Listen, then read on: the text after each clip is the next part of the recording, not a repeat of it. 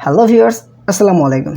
নতুন ভোটার হওয়ার জন্য আপনার কি ডকুমেন্টের প্রয়োজন পড়বে, কিভাবে আপনি নতুন ভোটার হতে পারবেন, আপনি অনলাইনে কিভাবে নির্ভুলভাবে অ্যাপ্লিকেশন করবেন, সেটাই নিয়ে কিন্তু মূলত আজকের এই ভিডিওটি। তো আজকের ভিডিওতে আমরা দেখব যে কিভাবে আপনি অনলাইনে ভোটার হওয়ার জন্য অ্যাপ্লিকেশন করবেন এবং আপনার এই অ্যাপ্লিকেশন ফর্মের সাথে আপনার কি জমা দিতে হবে, আর এই এনআইডি কার্ডটি আপনার হাতে পেতে কতদিন সময় লাগতে পারে সেই বিষয়ে একটি কমপ্লিটলি ধারণা দেওয়ার চেষ্টা করব। তো আশা করি অবশ্যই আপনারা ভিডিওটি স্কিপ না করে সম্পূর্ণ দেখবেন। তো নতুন ভোটারের জন্য অ্যাপ্লিকেশন করার জন্য আপনাকে যে ওয়েবসাইটটিতে আসতে হবে, সেই ওয়েবসাইটের লিঙ্ক ভিডিও ডিসক্রিপশন বক্সে দেওয়া থাকবে, সেখান থেকে আপনারা কালেক্ট করে নিতে পারবেন। তো ওয়েবসাইটে আসার পর এখানে কিছুটা এরকম ওভারভিউ দেখতে পাবেন, যেখান থেকে দেখুন দুটো অপশন আছে, একটি হচ্ছে রেজিস্টার করুন আর একটি হচ্ছে আবেদন করুন। আবেদন করুন যে অপশনটি রয়েছে, অপশন আমরা ক্লিক করব। ওকে, ক্লিক করার পর এখান থেকে কিছু এরকম ওভারভিউ দেখতে পাবেন। এখানে আপনার নাম ইংরেজিতে, ঠিক আছে, ইংরেজিতে আপনার নামটা লিখবেন এবং আপনার জন্ম তারিখ দিবেন। তো একটি কথা মনে রাখবেন, এখানে আপনি যেই নামটি দিবেন অ্যাপ্লিকেশন ফর্মে কিন্তু সেই নামটি আপনার চলে আসবে। অ্যাপ্লিকেশন ফর্মে গিয়ে কিন্তু আপনি সেটাকে এডিট করতে পারবেন না। তাহলে আপনার এনআইডি কার্ডে যেই নামটি হবে, যার জন্য আপনি অ্যাপ্লিকেশন করতে চাচ্ছেন, তার নামটাই কিন্তু এখানে বসিয়ে দেবেন। তো আমি তার নামটি দিয়ে দিচ্ছি, নাম দিয়ে দিলাম। এখন তার জন্ম তারিখটিকে দিব, সেটা আমি দিয়ে দিলাম। ওকে, নাম, জন্ম তারিখ, মাস, সাল দিয়ে দিলাম। এখন আমি এখান থেকে একটি ক্যাপচার কোড দেখতে পাচ্ছেন, এই ক্যাপচার কোডটি হুবহু যেভাবে আছে সেভাবে আমি টাইপ করে দেব। ওকে, টাইপ করে দেওয়ার পর এখান থেকে বহাল যে অপশনে দেখতে পাচ্ছেন, অপশনে ক্লিক করব। ক্লিক করার পর এখান থেকে আমার একটি ফোন নাম্বার দিতে হবে। অবশ্যই এই ফোন নাম্বারে একটি আমার ওটিপি কোড যাবে, যে কোডটি কিন্তু এখনই আমাকে সাবমিট করতে হবে। তো এখন আমার সাথে যেই ফোনটি রয়েছে সেই ফোন নাম্বারে আমি এখন দিয়ে দিব। ওকে, ওটিপি বসিয়ে দিলাম। এখন বহাল অপশনে ক্লিক করব। ওকে, তো এখন আমাকে এখানে একটি ইউজার নেম এবং পাসওয়ার্ড দিতে হবে, যেটা আপনি আপনার মন মতন সেট করতে পারবেন। তো আমি আমার মন মতন সেট করে নিচ্ছি। ওকে, ইউজার নেম এবং পাসওয়ার্ড সেট করলাম। এখন এখান থেকে বহাল অপশনে ক্লিক করব। ওকে, আমার অ্যাকাউন্ট আমাকে নিয়ে আসছে। তো এখান থেকে আমরা কি করব, দেখুন এই যে প্রোফাইল যে লেখা দেখতে পাচ্ছেন, এই প্রোফাইল অপশনে ক্লিক করব। ক্লিক করার পর এখান থেকে দেখুন এডিট নামে একটা অপশন দেখতে পাচ্ছেন, এই এডিট অপশনে ক্লিক করব। ক্লিক করার পর দেখুন এখান থেকে আমাকে যে রেড যে মার্কসগুলো আছে, এই সমস্ত তথ্যগুলো আমাকে দিতে হবে। যেগুলোতে রেড নাই সেগুলো আমরা চাইলে স্কিপ করতে পারবো, আর যেগুলো রেড আছে সেগুলো অবশ্যই আপনাকে দিতে হবে। তো আগে আমরা দেখব যে কিভাবে আপনারা অ্যাপ্লিকেশন করবেন, দেন আমরা দেখব যে কি আপনাদের ডকুমেন্টের প্রয়োজন পড়বে আর কতদিন এটা সময় লাগতে পারে। ওকে, তো এখান থেকে প্রথমত আপনাকে নাম দিতে হবে। এখান থেকে আপনার ইংরেজি নাম কিন্তু ফার্স্টে বলেছিলাম চেঞ্জ করতে পারবেন না। দেখুন এখানে কিন্তু ইংরেজি নামটা ওই অবস্থায় আছে, চেঞ্জের কোনো অপশন নেই। তো সেম নামটাকে এখানে আমরা বাংলা লিখিয়ে দিব। অবশ্যই এখানে মনে রাখবেন, এই ফর্ম ফিল আপে আপনারা যেভাবে ফর্মটা ফিল আপ করবেন, আপনার ডকুমেন্টের সাথে যেন তথ্যগুলো সেম টু সেম মিল থাকে। এখানে যদি কোনো ভুল করেন আর সেই ভুলটা যদি সাবমিট করে আপনাদের এনআইডি কার্ডটি ইস্যু হয়ে যায়, তাহলে কিন্তু আপনার এনআইডি কার্ডে ভুল তথ্য চলে আসবে। তাহলে অবশ্যই সঠিক তথ্য দিয়ে অনলাইন অ্যাপ্লিকেশন করবেন আর সঠিক ডকুমেন্টগুলো সাবমিট করবেন। তো এখন এসে আমরা নাম লিখিয়ে ফেললাম। এখন আমরা এখান থেকে জেন্ডার মানে লিঙ্গটাকে সিলেক্ট করব। ওকে, এখান থেকে লিঙ্গটাকে দিয়ে দিলাম। তারপর হচ্ছে আপনার ব্লাড গ্রুপ, এখান থেকে আপনার যে ব্লাড গ্রুপটা রয়েছে সেই ব্লাড গ্রুপটা এখান থেকে সিলেকশন করবেন। তারপর হচ্ছে আপনার জন্ম নিবন্ধন নাম্বার। অবশ্যই কিন্তু এখানে যে জন্ম নিবন্ধন নাম্বার দিবেন সেটা কিন্তু অনলাইন থাকতে হবে, অনলাইন না থাকলে কিন্তু হবে না। অনলাইন যে জন্ম নিবন্ধন 17 সংখ্যার যে নাম্বারটি রয়েছে সেই নাম্বারটি এখানে দিয়ে দিবেন। তো আমি এখানে নাম্বারটি দিয়ে দিচ্ছি, নাম্বার দিয়ে দিলাম। তারপর ছিলেন জন্মস্থান। তো আপনার জন্মস্থান যেখানে রয়েছে সেই জেলাটাকে এখানে সিলেকশন করে দেবেন। তো এখান থেকে ধরুন আমার জন্মস্থান যেটা আবেদন করবো ঢাকাতে, তো আমি এখান থেকে ঢাকা অপশানটাকে লিখে দিলাম। তারপর হচ্ছে এখান থেকে জাতীয়তা, এটা বাংলাদেশি বাই ডিফল্ট সিলেক্ট করাই থাকবে। তারপর হচ্ছে এখান থেকে পিতা এবং মাতার তথ্য। এখানে যদি আপনার পিতা এবং মাতা মৃত থাকে, সেক্ষেত্রে এখানে কিন্তু মৃত অপশনে ক্লিক করতে হবে এবং কত সালে মৃত্যুবরণ করেছে সে তথ্যটা দিতে হবে। আর জীবিত থাকলে এটা কিছু করতে হবে না, জাস্ট এখান থেকে আপনি আপনার পিতার নামটাকে লিখে দেবেন। তো পিতার নাম বাংলা, ইংরেজি এবং তার এনআইডি কার্ডের নাম্বার যদি থাকে অবশ্যই দিয়ে দিবেন। আরেকটি কথা মনে রাখবেন, যাদের বয়স কম মানে 18 বছর, 20 বছর, 22 বছর, ঠিক আছে, তাদের ক্ষেত্রে কিন্তু পিতামাতা এনআইডি কার্ড নাম্বারটি দিয়ে দিবেন।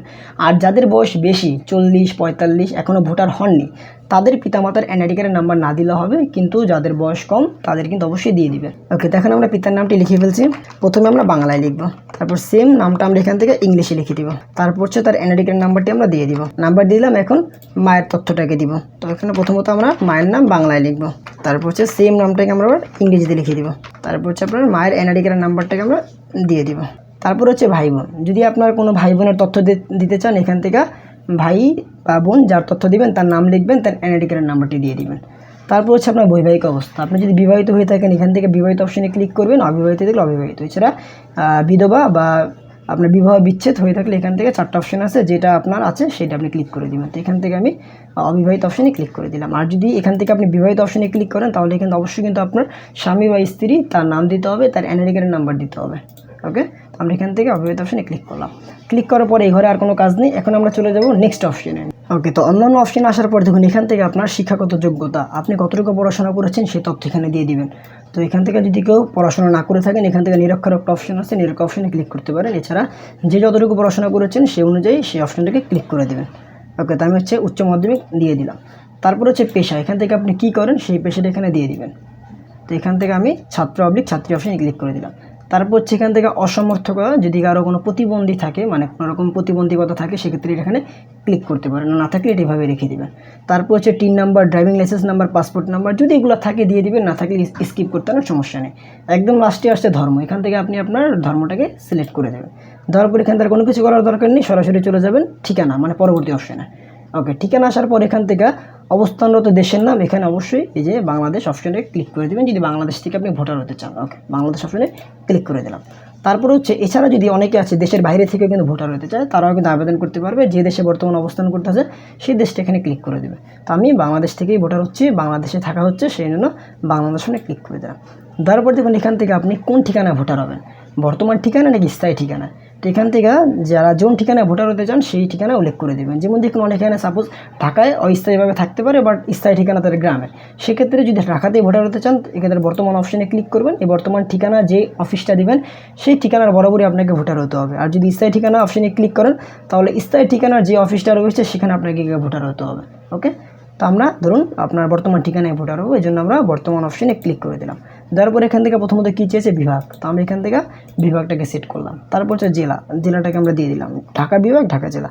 তারপর হচ্ছে কিন্তু উপজেলা। তো এখান থেকে আমাদের যে উপজেলাটা রয়েছে সেই উপজেলাটা আমরা এখানে লিখে দিব। ওকে, লেখার পর দেখুন এখান থেকে RMRO, তো আপনার এলাকাটা কি সিটি কর্পোরেশন আন্ডারে নাকি পল্লী শহর, ঠিক নাকি ক্যান্টনমেন্ট এরিয়া। তো এখান থেকে আপনার এরিয়াটা যে আন্ডারে রয়েছে সেটা ক্লিক করে দেবেন। তো আমাদেরটা হচ্ছে সিটি কর্পোরেশনের আন্ডারে, তো আমরা দিয়ে দিলাম সিটি কর্পোরেশন। এখানে দেখুন নেটওয়ার্ক সমস্যা হচ্ছে, মানে একটু সার্ভারটা একটু ঝামেলা করতেছে, যে কারণে কিছুটা সময় লাগতেছে। ওকে, তারপর হচ্ছে এখান থেকে আপনার ঢাকা উত্তর, মানে এখান থেকে আপনার যেটা থানা দিয়েছি, থানা ওয়াইজ এখান থেকে অটোমেটিকলি আপনার ঢাকা উত্তর সিটি কর্পোরেশন চলে আসছে। এছাড়াও যদি আমি এখান থেকে অন্য কোনো থানা দিতাম, সেই থানার সিটি কর্পোরেশন যে আন্ডার আছে সেটা এখানে চলে আসতো। তো এখান থেকে উত্তর সিটি কর্পোরেশনে ক্লিক করে দিলাম। তারপর এখানে ইউনিয়ন, আপনার এলাকাটা কত নম্বর ওয়ার্ডে পড়ছে, তো এখান থেকে আপনি সেই ওয়ার্ড নম্বরটাকে সিলেকশন করে দেবেন। দেওয়ার পর সেখান থেকে আপনার যে সেকশনটা, মানে মৌজা, আপনাদের এলাকার মৌজা কোনটা সেই মৌজার এখানে দিয়ে দিবেন। তো আমাদের হচ্ছে আপনার এলাকার যে মহল্লা বা মৌজার নাম সেটা হচ্ছে আপনার, ওকে দিয়ে দিলাম এটা। তারপর হচ্ছে আপনার ওয়ার্ড নাম্বার, ইউনিয়নের ওয়ার্ড নাম্বার যেটা, আপনি সেই ওয়ার্ড নাম্বার এখানে দিয়ে দিবেন। তারপর হচ্ছে আপনার গ্রাম অবলিক রাস্তা। তো এখান থেকে আপনারা অন্যান্য অপশনে ক্লিক করবেন। ক্লিক করার পর যদি আপনি গ্রামের ঠিকানাতে যান, সেক্ষেত্রে শুধু এখানে গ্রামের নাম লিখবেন। এছাড়া ঢাকার মধ্যে যদি আপনার রোড নাম্বার থাকে, গ্রাম অবলিক রাস্তা বলতে কিন্তু আপনার ঢাকার মধ্যে, ঠিক আছে, রোড নাম্বারকে বুঝিয়েছে, আর গ্রাম অঞ্চলে গ্রামের নাম বুঝিয়েছে। তো এখান থেকে আমি রোড নাম্বারটাকে দিয়ে দিলাম। ওকে, তারপর এখান থেকে বাসা নাম্বার, তো বাসার নাম্বারটা আমরা এখান থেকে দিয়ে দিলাম। আর গ্রামের ক্ষেত্রে যদি কারো হোল্ডিং নাম্বার বা বাড়ির নাম থাকে সেই নামটা এখানে দিয়ে দিবেন। তারপর এখান থেকে পোস্ট অফিসের নাম, আপনাদের যে পোস্ট অফিস রয়েছে সেই পোস্ট অফিসের নাম দেবেন। এখান থেকে অটোমেটিকলি পোস্ট কোড চলে আসবে। আসার পর এখান থেকে আপনার ভোটার এরিয়া, আপনি কোন এলাকার ভোটার সেই অপশনটা এখানে ক্লিক করবেন। তো আমি এখান থেকে সেই অপশনটাকে ক্লিক করে দিলাম 12B। ওকে, দেওয়ার পরে দেখুন এখান থেকে স্থায়ী ঠিকানা। তো এখন আপনার বর্তমান মানে স্থায়ী যে ঠিকানাটা দেবেন সেই ঠিকানাকে উল্লেখ করে দেবেন। সেমভাবে এখানে যা যা তথ্য চেয়েছে সেম টু সেম তথ্য, মানে সেম টু সেমভাবে এখানে তথ্য দিতে হবে। শুধু এই ভোটার এরিয়া অপশনটা এখানে আসবে না। আপনার যদি বর্তমান স্থায়ী একই ঠিকানা হয়ে থাকে সেক্ষেত্রে আপনি সেম টু সেম অ্যাপ্লাই করে দেবেন, আর যদি ভিন্ন থাকে এখান থেকে ভিন্নভাবে দিয়ে দিবেন। তো ধরুন আমার একই ঠিকানা, সেটা আমি সেম টু সেম দিয়ে দিচ্ছি। ওকে, এখানে আসুন পরবর্তী স্টেপে আপনার কোনো কাগজপত্রের প্রয়োজন নেই, আবার পরবর্তী অপশনে চলে যাবেন। যাওয়ার পর এখানে সাবমিট অপশনে ক্লিক করবেন, আপনার অ্যাপ্লিকেশনটি সাবমিট হয়ে যাবে। ওকে, দেখুন আমার অ্যাপ্লিকেশনটি পেন্ডিং রয়েছে। তো সার্ভারে কিছুটা প্রবলেম করতেছে, যে কারণে অ্যাপ্লিকেশনটা করতে সময় লাগছে, আর বারবার তো দেখতেই পারছেন যে কী প্রবলেম দেখাচ্ছে। তো মোটামুটি সার্ভার প্রবলেম হলে কী হচ্ছে, আমার অ্যাপ্লিকেশনটা সফলভাবে সাবমিট হয়ে গেছে। এখন আমরা এখান থেকে ডাউনলোড অপশনে ক্লিক করে কিন্তু আমাদের যে আবেদন ফর্মটি আছে সেই ফর্মটি আমরা ডাউনলোড করতে পারবো। দেখুন আমার ফর্মটি কিন্তু ডাউনলোড হয়ে গেছে, এটা হচ্ছে আমার সেই ফর্ম। ওকে, তো এই ফর্মটি আপনাকে প্রিন্ট আউট করতে হবে। এখন আসি কী কী ডকুমেন্ট লাগবে। তো দেখুন ডকুমেন্টের লিস্ট এখানে দেওয়া রয়েছে। তো আমি ভিডিওটা বেশি লেন্দি করবো না, খুবই শর্টলি শেষ করে দিব। তো এই যে লিস্টগুলো লেখা আছে আপনার কী কী ফাইল লাগবে, সেই এই যে পিডিএফ ফাইলটা আছে, এই পিডিএফ ফাইলের লিঙ্ক আমি ভিডিও ডিসক্রিপশন বক্সে দিয়ে রাখবো। সেখান থেকে আপনারা পিডিএফটাকে ডাউনলোড করে বা পিডিএফটাকে ভিউ করে আপনারা দেখে নিতে পারবেন যে আপনার কী কী ডকুমেন্টের প্রয়োজন পড়বে। সব কিছু কিন্তু বাংলাতে খুবই সুন্দরভাবে লেখা রয়েছে যে কী কী লাগবে। যেমন একটু আমি বলে দিই, যেমন যারা স্থায়ী ঠিকানায় ভোটার হবেন তাদের ক্ষেত্রে হচ্ছে প্রথম পাতাটা, আর যারা হচ্ছে আপনার ভাড়াটিয়া মানে বর্তমান ঠিকানা ভোটার হবেন তাদের জন্য এই লিস্টগুলো, ঠিক আছে? সবই লেখা আছে, সেটা দেখলে আপনি বুঝতে পারবেন। তো এখন আসি কতদিন সময় লাগতে পারে। তো দেখুন, যখন আপনি অ্যাপ্লিকেশন করে আপনি সব কিছু ডকুমেন্ট নিয়ে আপনি অফিসে জমা দিয়ে আসবেন, অফিস থেকে যখন আপনার বায়োমেট্রিক তারপর ছবি সব কিছু করে ফেলবে, তার থেকে ম্যাক্সিমাম যেটা হয়ে থাকে আপনি 7 থেকে 15 দিনের মধ্যে আশা করি কার্ড পেয়ে যাবেন। ফোনে SMS আসবে, SMS নিয়ে আপনি অনলাইন থেকে কার্ড ডাউনলোড করে নিতে পারবেন। তো এই হচ্ছে মূল বিষয়। তো আশা করি আপনারা বুঝতে পেরেছেন যে আপনারা কীভাবে অ্যাপ্লিকেশন করবেন, আপনারা কী কী ডকুমেন্টের প্রয়োজন পড়বে। তো আজকের ভিডিও পর্যন্তই। ভিডিওটি ভালো লেগে থাকলে লাইক করে দেবেন, আর চ্যানেল নতুন হয়ে থাকলে চ্যানেলটিকে সাবস্ক্রাইব করে রাখবেন। তো দেখা হচ্ছে পরবর্তী ভিডিওতে। ভালো থাকবেন, আল্লাহ হাফেজ।